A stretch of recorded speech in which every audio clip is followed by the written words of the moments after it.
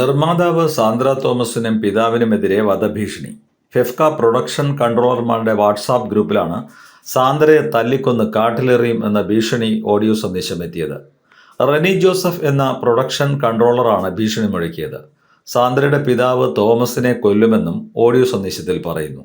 പോലീസിൽ പരാതി നൽകിയതായി സാന്ദ്ര തോമസ് അറിയിച്ചു. ഓൺലൈൻ ചാനലിന് സാന്ദ്ര നൽകിയ അഭിമുഖത്തിലെ പരാമർശങ്ങൾക്കെതിരെ ഫെഫ്കയിലെ യൂണിറ്റ് മാനനഷ്ട കേസ് നൽകിയിരുന്നു. 50 ലക്ഷം രൂപയാണ് മാനനഷ്ടമായി ആവശ്യപ്പെട്ടത്. നിയമ നടപടി പുരോഗമിക്കവെയാണ് പ്രൊഡക്ഷൻ കൺട്രോളറായ റെനി നേരിൽ വിളിച്ച് ഭീഷണിപ്പെടുത്തിയത്. ഇതിനുശേഷം ഭീഷണിപ്പെടുത്തിയ കാര്യം ഫെഫ്കയുടെ ഗ്രൂപ്പിലിടുകയായിരുന്നു. ഭീഷണി സന്ദേശത്തിൽ പറയുന്നത്, ഞാൻ സാന്ദ്ര തോമസിനെ വിളിച്ചു. സാന്ദ്ര, നീ കൂടുതൽ വിളയേണ്ടെന്ന് പറഞ്ഞു.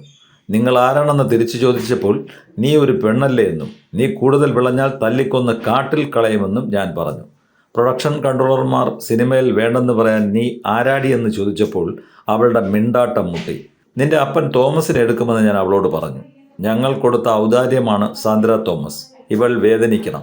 പ്രൊഡക്ഷൻ കൺട്രോളർമാരെക്കുറിച്ച് അനാവശ്യം പറഞ്ഞാൽ അപ്പനെ എടുത്ത് തല്ലിക്കൊന്ന് ജയിലിലേക്ക് പോകും.